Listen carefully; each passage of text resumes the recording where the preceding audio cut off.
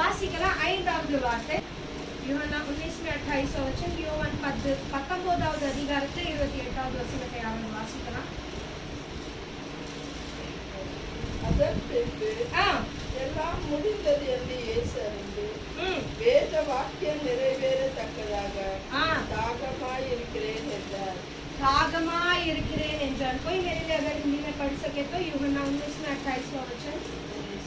इसके बाद यीशु ने यह जानकर कि अब सब कुछ पूरा हो चुका, इसलिए कि पवित्र शास्त्र में जो कहा गया वह पूरा हो, कहा मैं प्यासा हूँ। मैं प्यासा हूँ कर कहता है यहाँ पर वचन क्या कहता है? मैं प्यासा हूँ. நான் தாகமா இருக்கிறேன். 5வது வார்த்தை என்ன சொல்லுது தெரியுமா? நான் தாகமா இருக்கிறேன். இப்போ நம்மளுக்கு தெரியும் நம்ம இருக்கிற காலமே வெயில் कालम है, चलता है। हम जानते हैं कि ये कौन सा सीजन है? गर्मी का समय है, बरोबर। अभी गर्मी के समय में जैसे ही घर के अंदर आते पंखा बंद है तो सबसे पहले इंसान कितना भी शांत स्वभाव का हो उसका डिग्री पहुंच जाते हैं स्वर्ग आसमान। எவ்வளவு சாந்த குணமுள்ள மனுஷனா இருந்தாலும் அவன் 7வது குணத்துல கோவத்துல இருப்பான். எதுக்கு தெரியுமா? फैन எதுக்கு अंदर फैन यार ऑफ करने बराबर। धूप में हमारा पहला साल पंखा किसने बंद किया? इधर आकर गुस्सा, पंखा किसने बंद किया? तो सोचो परमेश्वर को जब सूली पे मारा गया था, रात को उसे लेके गए थे, उसे इतने सारे टॉर्चर किए. இப்போ ஜெயில்ல வச்சிருப்பாங்க. ஜெயில்ல யாருக்காவது போயிருக்கீங்க ना பார்த்திருக்கீங்க ना கேட்டிருக்கீங்க? अगर जेल में कोई गया है या उनके साथ अगर कोई है, कोई भी किसी का अगर अनुभव पता है तो उन्हें ऐसा है ना एक गद्दा दे के आप सो जाइए आराम से, ऐसा होता है. ஜெயில்ல போனவங்களுக்கு ஒரு கத்தை இருக்குனால ரெஸ்ட் எடுத்துக்கோ, நாளை காலையில தான் வந்து பார்ப்பேன். சாப்பாடு நேரத்துக்கு நேரம், खाना टाइम टू टाइम, ऐसा कभी दिया जाता है? तो सोचो रात भर कम से कम 12 घंटा उसको इतना सारा सताया गया, उसको सुबह सुबह लेके आके सूली पर चढ़ाया भी गया. ये सब करने के बावजूद जब इतना सब कुछ हो रहा है, इसके लिए ना एक बहुत ही बढ़िया चीज है जो यहाँ पर वो लोग कहते हैं. मैं चाहती हूँ कि आप सभी लोग ये वचन को पढ़ना. उसी यूहन्ना का किताब 19वां अध्याय में 14वां वचन जरा पढ़ना मेरे लिए. அந்த நாள் பஸ்காவுக்கு ஆயத்த நாளும் ஏறக்குறைய 6 மணி நேரமுமாய் இருந்தது. 6 மணி நேரமுமாய் இருந்தது. 6 மணி நேரமுமாய் இருந்தது. जरा हिंदी में कोई मेरे लिए पढ़ सकता है? 14 वचन 19 में 14. यह फसल की तैयारी का दिन था. फसल की तैयारी का दिन था और छठे घंटे के लगभग था. छठे घंटे के लगभग था. तो यहाँ पर देखो छठा घंटा जो यहूदियों का समय, इसका मतलब कम से कम 12 बजे, ठीक है, दोपहर के आसपास का समय पड़ता है. वहां से लेके उसको दूसरे दिन तक क्या गया? सताया गया. तो अभी இந்த இடத்துல நம்ம ஒரு காரியத்தை பார்ப்போம். பஸ்கா பண்டிகை. பஸ்கா பண்டிகை எதுக்கு கொண்டாடுறாங்க? நம்ம ஒரு காரியத்தை புரிஞ்சுக்கணும். இவங்களுடைய சிறையிருப்பு நாட்களை நினைத்து, என்ன நாட்களை? சிறையிருப்புல இருந்து ஆண்டவர் விடுதலை செஞ்சு விட்டாரே, நன்றின்னு சொல்லுகிறேன் நான். எந்த நாள்? என்னுடைய சிறையிருப்பை ஆண்டவர் மாற்றினாரே என்று சொல்லுகிறேன் நான். तो ये जो फसल का समय है ना, ये इस दिन को माना जाता है कि परमेश्वर ने मुझे गुलामी से बाहर निकाला. मैं तो धन्यवाद कह रहा हूँ. उसकी शुरुआत के दिन में ही यीशु मसीह को आगे लेके आते हैं. उसके ऊपर कोड़े गिरने वाले, उसके ऊपर सभी कुछ करने वाले. तैयारी का दिन है. कौन सा दिन चल रहा है भाई तैयारी के लिए? गुलामी. दुनिया वालों को लगा कि ये केवल एक सूली है. ये क्या है? இவர் யாரு? ஒரு சின்ன சிலுவை தான், அதெல்லாம் பெருசுலாம் கிடையாது. दुनिया वालों को क्या लग रहा है? एक सूली है ना, और क्या हुआ, ज्यादा तो कुछ नहीं था ना, சிலுவை மட்டும் தானே. ஆனா அந்த பண்டிகைய போல இவங்க நினைச்சிருக்கிறாங்க எங்க சிறையிருப்புனால. இவங்க இன்னும் இருக்கிறாங்க எங்களுடைய எகிப்தின் சிறையிருப்பை மாற்றினாரே. आज भी इनके दिल में क्या कहना है वाले? इस्राएल को परमेश्वर ने मिस्र से आजाद किया. आना இந்த பஸ்கா பண்டிகை எதை குறிக்குது தெரியுமா? लेकिन ये जो फसल का त्योहार है, ये इसलिए इसको विशेष बनाया गया क्योंकि इस फसल के दिन ही मुझे मेरे पापों के गुलामी से, என்னுடைய பாவ பாவங்களிலிருந்து என்னை மீட்டு கொண்டு எடுத்தனால தான் இந்த பஸ்கா பண்டிகை. பழைய ஏற்பாட்டிலையும் பஸ்கா பண்டிகை இருந்துச்சு, புதிய ஏற்பாட்டிலையும். ஆனா பழைய ஏற்பாட்டு பண்டிகை எது தெரியுமா? ஏன்னா அடிமைத்தனத்திலிருந்து ஆண்டவர் வாக்குத்தத்தம் பண்ணின கானானுக்கு கூட்டி சென்றாரு. இந்த புதிய ஏற்பாட்டில் நம்ம எதை கொண்டாடுகிறோம்னா, ஆண்டவர் என்னுடைய பாவத்திலிருந்து என்னை மீட்டு என்னை பரலோக ராஜ்யத்துக்கு சொந்தக்காரராக ஆட்சி விட்டார். तो हम यहाँ पर ये त्योहार इसलिए मनाया जा रहा है, पुराने करार में इसके लिए मनाया गया क्योंकि वो कहते हैं कि मुझे तो मिस्र से आजाद मिल गई है, अभी मुझे कोई किसी के अंदर नहीं रख सकता है। लेकिन यहाँ पर हम इसके लिए खुशी मना रहे हैं, आप और मैं इसलिए सर्वश्रेष्ठ है क्योंकि मुझे ये निश्चय है कि मेरे लिए क्या है, அவங்க உலக பிரகாரமான காணான பார்த்தாங்க, ஆனா நம்ம பரலோகமாகிய காணான பார்த்து கொண்டு இருக்கிறோம். இப்ப தாகமா இருக்கேன்னு சொல்றாரு. எதுக்காக தாகமா இருக்குன்னு நினைக்கிறீங்க? प्यास क्यों लग रहा है? बहुत प्यास में हो, जूस लेके आके दिया, फैंटा दिया, प्यास बुझता है? फैंटा जूस कुटांग தாகம் போதா? தாகத்துக்கு என்ன வேணுங்க? என்ன வேணும்? प्यासे इंसान को क्या चाहिए रहता है? पानी। और इस मौसम में सबका पसंदीदा होता है फ्रिज में का ठंडा पानी लीजिए। क्या चाहिए? अगर हमारा बस चले हम आइस को भी मुंह के अंदर ही அப்படியே குளிர்ந்த தண்ணியை தாங்காத, ஃப்ரிட்ஜில் இருக்கிற தண்ணி அப்படியே எனக்கு தாங்க। इस सूली पर भी परमेश्वर को दो प्रकार का प्यास था। क्या प्यास था मालूम है? ये परमेश्वर, मैं ना इन लोगों के लिए प्यासा हूँ। किसके लिए प्यासा हूँ? मैं तो सूली पर लटका हूँ। सोचो, अपने परेशानी में कोई दूसरे के बारे में सोच सकता है? आपका पता नहीं, मैं नहीं सोच सकती। आप लोग शायद अच्छे हो सकते, मैं नहीं। நீங்க ரொம்ப நல்லவங்களா இருப்பீங்க, மற்றவங்களை பற்றிலாம் யோசிப்பீங்க. நான் நல்ல பிள்ளைலாம் கிடையாது, எனக்குலாம் யோசித்தே வராது. முதல்ல என் பிரச்சனையை தீருங்கப்பா, முதல்ல என்ன பாருங்க। परमेश्वर लोगों के लिए प्यासा है। किसके लिए प्यासा है? वो इनके लिए प्यासा है। वो कहता है आ जाओ। अगर अभी भी कोई भी बचा है ना जो कहता है कि मैंने कोई भी पाप किया, जल्दी से आ जाओ, जल्दी से इस रास्ते से आ जाना, क्योंकि समय जल्दी आ रहा है। ये दरवाजा मैं बंद करने वाला हूँ।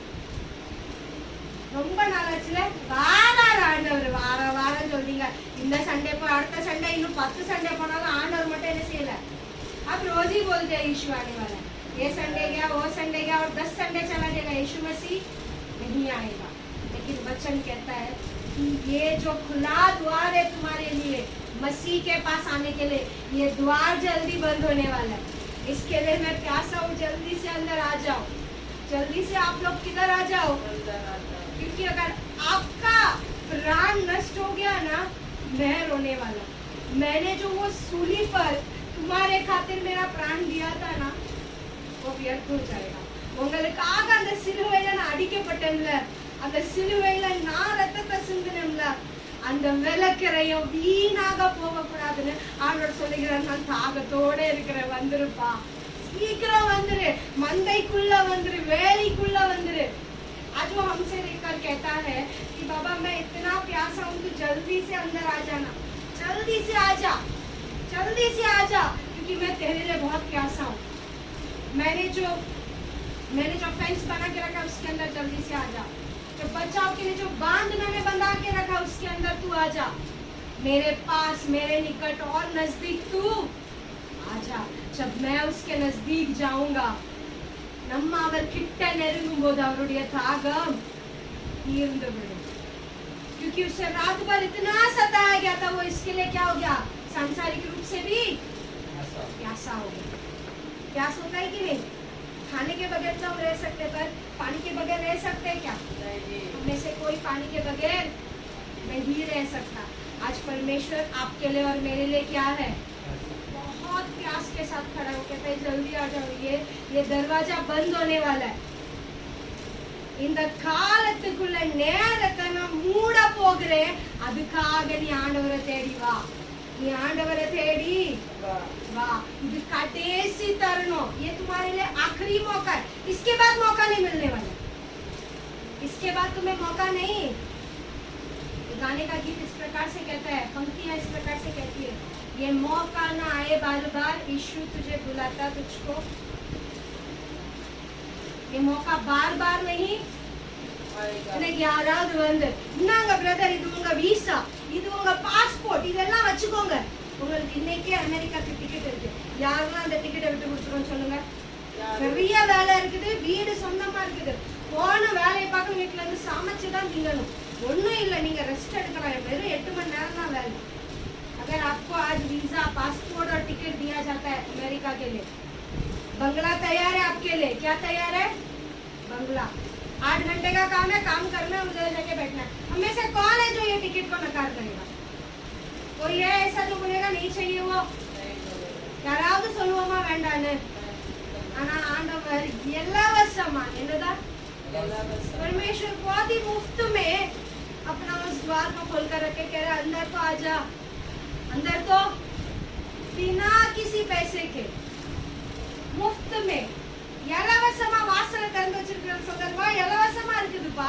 நான் எல்லாம் கொடுத்துட்டேன் நீ மட்டும் என் பாதையில நடந்தா போதும் நீ மட்டும் என்னுடைய பாதைகளில நடந்தா போதும் இன்னைக்கு ஆண்டவர் உங்களை பார்த்து என்ன பார்த்து இதெல்லாம் சொல்லுகிறார் என்னுடைய வருகை சமீபமாக இருக்குது நான் உங்களுக்காக தாகத்துடன் இருக்கிறேன் 6வது வார்த்தைக்கு நேராக கடந்து செல்லலாம் அதே யோவான் 19வது அதிகாரத்துல 30வது வசனம் उसी यूहन्ना में 19वां अध्याय में 30वां वचन को जरा कोई पढ़ेगा मेरे लिए இயேசு கடையை வாங்கின பின்பு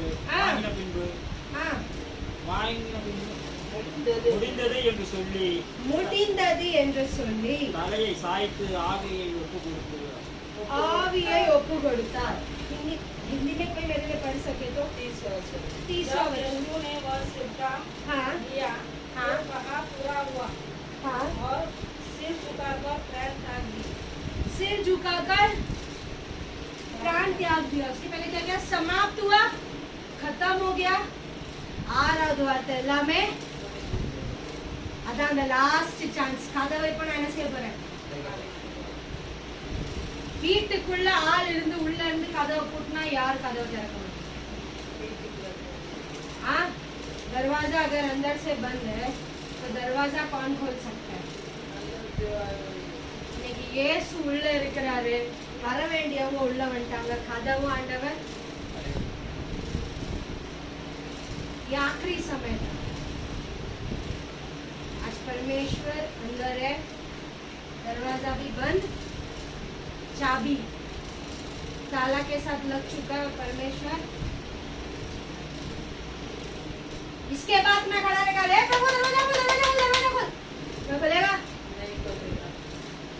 खुलेगा ना ताला है ना चाबी है ताला है पर ताले का चाबी तट्टु तट्टु तट्टु तट्टु तट्टु आनरे तरग तरग तरग तरग तरक्क माटारे तरक्कवे முடிந்து விட்டது நீங்க ஆண்டவர் முதலாவது காரியத்தை எதை முடிவுன்னு சொல்லுகிறார் தெரியுமா உனக்கு கொடுத்திருக்கிற சான்ஸ் पहला परमेश्वर कहता तेरे लिए दिए गए सारे मौका खत्म तुम्हारे लिए दिए गए सारे मौका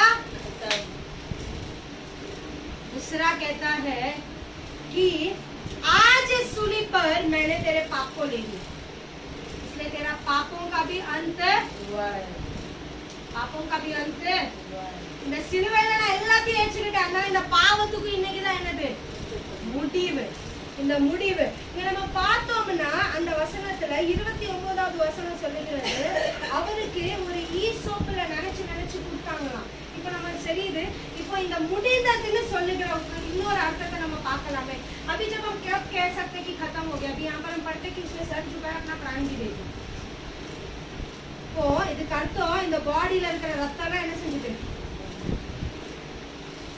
मतलब जब वो सूली पर कहता है कि सब खत्म हो गया उसका शरीर का सारा लहू जो है सारा बूंद दे दिया गया सारा बूंद को क्या कर दिया दे दिया खत्म कर दिया अभी उसके शरीर में देने के लिए कुछ भी लहू नहीं बचा तो अभी हमें एक बात को समझने के लिए एक वचन को पढ़ेंगे लेवियों का किताब 17वां अध्याय में 11वां वचन लेविय रागमम 17 वचन लेविय रागमम 17 वचन का वासीकरण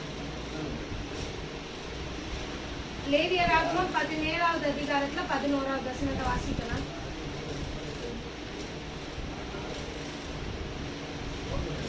जरा कोई मेरे लिए अगर पढ़ सके तो लेवियर आगमम 17-11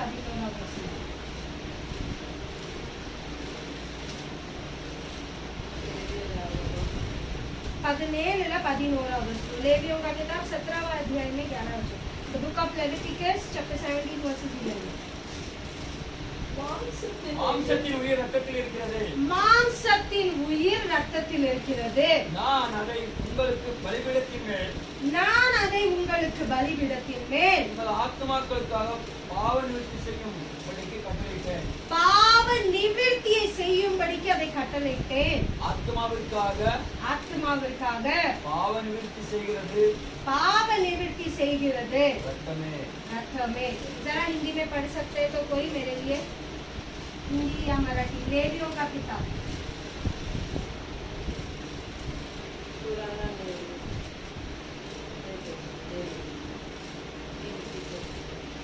कितना अधिकार? 17-11 वचन।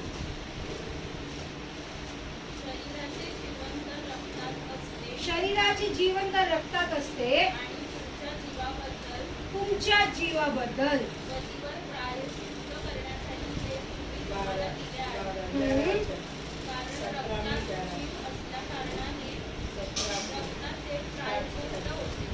रक्तानेच मला काय भेटणार आहे? प्रायश्चित। तो इस लहू में क्या है? देखो, शरीर का प्राण किसके अंदर बसा है? लहू में। இந்த மாம்சத்துல தான் மாம்சத்துல இருக்கிற ரத்தத்துல தான் ஜீவன் இருக்கிறதா. நம்ம நம்ம நம்ம இந்த வாழ்கிற இந்த வாழ்க்கையில இதுக்குள்ளாக இந்த ரத்தத்துக்குள்ள தான் என்னது இருக்கான்? जीवन। इसके लिए कहते हैं कि जो ब्लड डोनेशन है सबसे सर्वश्रेष्ठ माना जाता है। சிறந்தது டொனேஷன் ஏதாவது கொடுக்கணும்னா என்ன கொடுக்கணுமா? ரத்தத்தை கொடுங்க அப்படின்னு சொன்னாங்க. இந்த ரத்தம் எப்படி இருக்கு தெரியுமா? இந்த காலத்துல நாங்க ரீசென்ட்லி தான் நியூஸ்ல பார்த்தோம், ஒரு यूनिट का 1000 रुपया। 1 यूनिट का लहू के लिए कितना? 1 यूनिट ब्लड के लिए कितना रेट है? बहुत कम है ना। सोचो, मुझे परमेश्वर ने कितना धोया रहेगा, कितना बाटल, कितना यूनिट मेरे ऊपर डाला रहेगा? कम है ना। எத்தனை யூனிட் ஊத்திருப்பாரு இந்த சரீரத்தின் மேல. இங்க நம்ம புரியணும். அந்த வசனம் சொல்லுகிறது, அந்த வசனத்துல அந்த நடு பகுதியை மட்டும் வாசிச்சுருங்க யாராவது. 17-11 வசனம். உங்கள் பலிபீடத்தின் மேல் உங்கள் ஆத்துமாவுக்காக பாவ நிவர்த்தி செய்யும்படிக்கு கட்டளையிட்டேன். பலிபீடத்தின் மேல் உங்க ஆத்மாவின் பாவ மீட்புக்காக वेदी के ऊपर अपने लहू को उसने डाल दिया ताकि हमें हमारे पापों का क्या मिले? प्रायश्चित। क्या मिले? प्रायश्चित करने के लिए। किसके लिए? तुम और मैं कौन लगते हैं परमेश्वर के लिए? लगते हैं कुछ? अभी पता है तो जरूर लगते हैं, पर नहीं पता था तब कौन है ये कौन है? तो बाहर गांव वाला परमेश्वर है नीचे। வெளிநாட்டு கடவுள்லாம் எங்களுக்கு தேவையே இல்லை. எங்கிட்ட இருக்கிற தேவர்களை விடையா சிறந்தவர். யாருக்காக? உங்களுக்காக, எனக்காக. அவருடைய ரத்தத்துல இருக்கிற ஜீவனை பலிபீடத்துல பிராயஷ்சித்தமா என்ன கொடுத்துட்டாரு? ஒப்பு கொடுத்துட்டாரு. அந்த கடைசி லைன் எவ்வளவு அழகாக சொல்லுது, क्योंकि प्राण के कारण लहू से ही प्रायश्चित है। शरीर के लिए नहीं, अंदर का प्राण के लिए। किसके लिए? உங்க ஆத்ம மீட்புக்காக அவருடைய ரத்தத்தை அவர் என்ன செஞ்சுக்கிட்டாரு? பிராயச்சித்தமாக ஒப்பு கொடுத்துட்டாரு. பிராயச்சித்தமாக என்ன கொடுத்துட்டாரு? இதுதான் சொல்லிட்டாரு, நான் அங்க வச்சுட்டேன், அதனால இன்னைக்கு இது எல்லாமே। तो आज हमारे पाप, श्राप, दुख, तकलीफ, वेदना सब उसने ले लिया। उसने सब कुछ क्या कर लिया? ले लिया। उसको पता था कि मैंने आज प्रायश्चित कर दिया। मैंने आज क्या कर दिया? हमने कुछ समय पहले सुना था, जज ने बोला ले लेगा तू तो ठीक है, कोई नहीं ले सकता, सजा तो मिल रहा है ना। பாவத்தின் சம்பளம் மரணம். யாராவது மரிக்கணும், அது நீ மரிச்சுக்கோ. நீ மரித்தா இவங்கெல்லாம் என்ன செய்வாங்க? ஒருத்தருடைய மரித்தல்। एक मसीह का कुर्बानी ने मुझे कहाँ दे दिया? अनंत काल का जीवन। क्योंकि मैं तो 10 बार मर नहीं सकती है ना, रोज मरना चाहिए फिर तो ना डेली सत्तर करूँ ना डेली அவர் எதுக்காக முடித்து விட்டேன்னு சொல்லிட்டார் தெரியுமா? நான் இன்னைக்கு प्रायश्चित செஞ்சுட்டேன். आज मैंने प्रायश्चित कर लिया. सारे प्राणों का प्रायश्चित मैंने कर लिया. எல்லா ஆத்மாக்காக நான் என்ன செஞ்சிட்டேன்? பாவ நிவாரணத்தை செஞ்சுட்டேன். प्रायश्चितம் பண்ணிட்டேன். அதனால நான் இப்ப என்ன செய்ய போறேன்? இன்னைக்கு இதெல்லாமே इसीलिए वो कहता है कि ये सब कुछ खत्म हो गया. आखिर शब्द की ओर जाएंगे. लूका का 23वां अध्याय में 66 और 46. लूक 23:46. लूका 23:46 वचनத்தை ಈ ಆಖಿರ ವಚನಗಳನ್ನು ಸಮಾಪ್ತ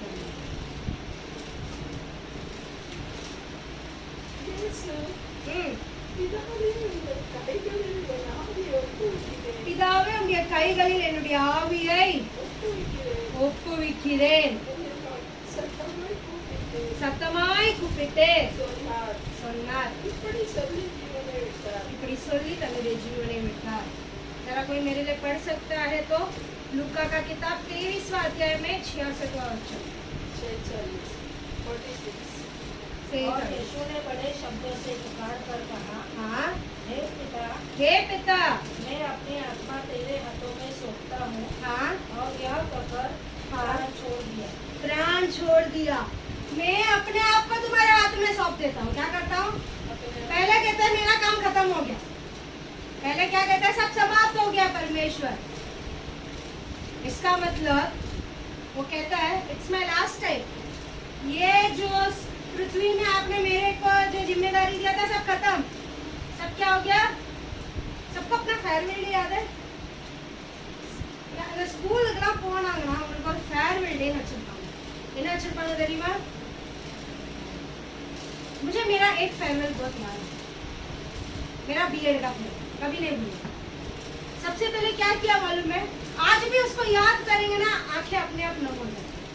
सबसे पहला हम लोगों ने चालू किया हमारा जो रेगुलर क्लासरूम रहता है. நாங்க எப்போது உட்கார்ந்திருக்கிற அந்த கிளாஸ் ரூம்ல இருந்து ஆரம்பிச்சாங்க. வீடியோ காமிச்சிட்டு எல்லாரும் வந்து பாய். सबने बोला बाय ताला. फिर हमारा स्टाफ रूम गए. सारे टीचर्स को बिठा के रखा. प्रिंसिपल सर को टीचर्स को दिखा के बाय. फिर गए प्रिंसिपल सर का ऑफिस. प्रिंसिपल सर से भी ताला लगा दिया. लाइब्रेरी में लेके आ गए. बाय ताला लगा दिया. हम लोग जिस रास्ते से हमेशा कॉलेज के अंदर आते थे वो सारा रास्ता दिखाया हमारे लिए. क्या दिखाया? रास्ता दिखाया. हमारे प्यून, हमारे दीदी, हमारे कैंटीन, हमारा ग्राउंड सब दिखाया. सब में कोई ना कोई खड़ा रहकर क्या बोल रहा है? लाइब्रेरी இருக்கட்டும், நாங்க நடந்து போகிற பாதையா இருக்கட்டும், லிஃப்டா இருக்கட்டும், सीढ़िया இருக்கட்டும், எல்லாத்துலயும் இருந்துட்டு आखिर में उन लोगों ने एक काम किया. जो 100 बच्चे थे, हम लोग 120 बच्चे थे. मैं बोल सकती हूँ 200% हर कोई रोया करके वो वीडियो के अंत में. क्यों मालूम है? वो जो गेट रहता है ना, क्या कॉलेज का गेट ऐसा बंद किया. भाई क्या बोला? इसका मतलब क्या है मालूम है? आज के बाद यहाँ आना तुम्हारा यात्रा इसी जगह पर समाप्त हो गया. உங்க பயணம் அந்த காலேஜ் கேட்ட மூடனே டாடா சொல்லிட்டு என்னது? இந்த பயணத்துக்கு இதுதான் முடிவு. ठीक है? अंत.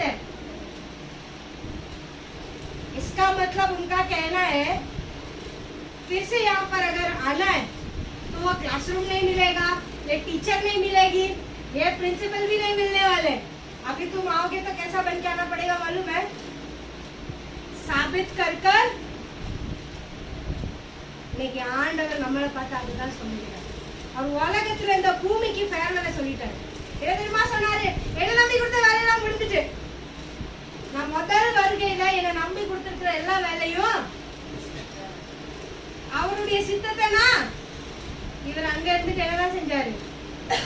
அதுதான் சொன்ன ஆண்டவரே ஆவி எப்படியும் அப்பா என்னுடைய ஆவி உங்க காலத்துல. इसलिए वो कहता है कि ये पिता मेरा प्राण को मैं तुम्हारे हवाले कर देता हूँ. तुमने जो काम दिया पहली बार जब मैं संसार में होऊंगा, जो मुझे विश्वास कर मेरे हाथ में जो जिम्मेदारी दी थी मैंने क्या कर दिया. इसलिए वो भी बाय बोलता है. बस बाय सब कुछ खत्म, अभी मैं मेरा प्राण को किसके हाथ में दे रहा हूँ? जैसे वो कॉलेज में बोला गया था अभी फिर से अंदर आना है तो कुछ बन के भी वो आने वाला है। कैसा आने वाला है मालूम है? ऐसा ही न्याय का टेबल रहेगा, उसका राज सिंहासन रहेंगे, कोटि कोटि देवदूत खड़े रहेंगे, लंबा लंबा लाइन कतार में खड़ा रहेगा। आज जो हम लोग बंद कमरे में ऐसे चुप के टीवी को लाइट वाइट बंद करके ऐसे देखते हैं ना, वैसे वो हमें देखने का। बट उस दिन स्क्रीन बहुत बड़ा रहेगा, लेकिन நம்ம எல்லாத்தையும் செலுத்த அடைச்சிட்டு லைட் எல்லாம் ஆஃப் பண்ணிட்டு தெளிவா தெரியணும் டிவில பாக்குற மாதிரி நம்ம வாழ்க்கைய அழகா ஒரு பெரிய ஸ்கிரீன்ல போட்டு என்ன செய்வாரு? मुझे हमेशा से ये बात ना कितना भी दूर परमेश्वर से जाने के लिए सोचूं तो ये बात मुझे हमेशा याद दिलाए. எத்தனை தடவை ஆண்டவர் விட்டுட்டு தூரமா போயிடணும்னு நினைக்கும் போது இந்த ஒரு காரியத்தை அவர் ஞாபகப்படுத்துறாரு. என்ன தெரியுமா? அன்னைக்கு நீ ஸ்கிரீன்ல உன் வாழ்க்கையை பார்க்கும்போது மத்தவங்க அது பாக்குறது மாதிரி வச்சிருக்கிறியான்னு இன்னைக்கே நீ என்ன செஞ்சுக்கோ. जब वो स्क्रीन में वो मेरा जिंदगी को दिखाएगा, जब परमेश्वर मेरे जिंदगी की किताब को खोलेगा तो क्या वो देखने लायक है? ये चीज मुझे हमेशा याद दिलाता है. किधर भागेगी? नहीं भाग सकते. चलो यू टर्न लेके रिटर्न किधर जाना है? यू टर्न लेना, परमेश्वर के पास आना. कितने भी दूर भागो फिर से क्या करना है? ये बंजी जंपिंग देकर பஞ்சி ஜம்பிங் பார்த்துருக்கீங்களா? ஒரு பெரிய கயிறுல போட்டுட்டு எங்க விட்டுருவாங்க. கீழே போறேன் நினைப்பா விழுந்துட்டேன் இருக்கிறதெல்லாம் வெளியில வந்துருமோ. गिरने वाले वाला का खत्म. नजारा देख लिया, ऊपर आना पड़ता है कि नहीं? नीचे से वो करना पड़ता है कि नहीं? वैसे खुद ही मारना आसान है. फिर बोलना पड़ेगा बचाओ बचाओ बचाओ, ऊपर आने दो ऊपर आने दो. सोचना अच्छा लगता है, अरे अच्छा है चलो खुद ही मार देते. गिरने के बाद अरे गिर गया बचाओ ना, अरे कोई तो हाथ दो, अरे कोई तो पैर दो, मुझे कुछ तो. वैसे आज परमेश्वर कहता है कि मैं अपनी योजना पूरी करके कहाँ जा रहा हूँ? अपने पिता के पास जा रहा हूँ. तुम भी उस सूली के पास आओ, तुम्हारी योजना को पूरा करो, तुम्हारे दिया गया प्लान को पूरा करो और किधर आ जाओ. ஸோ நம்ம பார்க்க வேண்டிய காரியம், 5வது காரியம் ஆண்டவர் சொல்லுகிறார். ஆண்டவர் உங்களுக்கு 5வது காரியம் ஆண்டவர் சொல்லுகிறார், ஆண்டவர் உங்களுக்காக ஏங்குகிறார். जब परमेश्वर कहता है कि मैं प्यासा हूँ, वो कहता है कि मैं तुम्हारे लिए प्यासा हूँ, जल्दी से मेरे पास आओ. நான் உங்களுக்காக தாகமா இருக்கிறேன். இந்த சிலுவை நிமித்தமாக கர்த்தர் எனக்காக இன்னும் எப்படியாக இருக்கிறார்? தாகமாக இருக்கிறார். நம்ம நினைக்கலாம் நான் தான் ஆண்டவர் கிட்ட வந்துட்டேன், வேற என்ன தாகம்? எப்ப உன்னை நம்பி ஒரு வேலையை வச்சிருக்கேன், அதை செய்கிற தாகத்தை நீ எப்போ கையில் எடுக்க போகிறேங்கிற वांछेकाக தான் நான் காத்துட்டு இருக்கேன். 6वां शब्द में कहता है कि तुम्हारे ऊपर जितने सारे निंदा अपमान पाप श्राप जो भी दर्द था वो सबका अंत आज मैंने உங்க பாவங்கள் சாபங்கள் ரோகங்கள் எல்லாத்தையும் நான் சிலுவையில முடித்து விட்டேன். எல்லாத்துக்கும் இன்னைக்கு முடிவு வந்து விட்டது.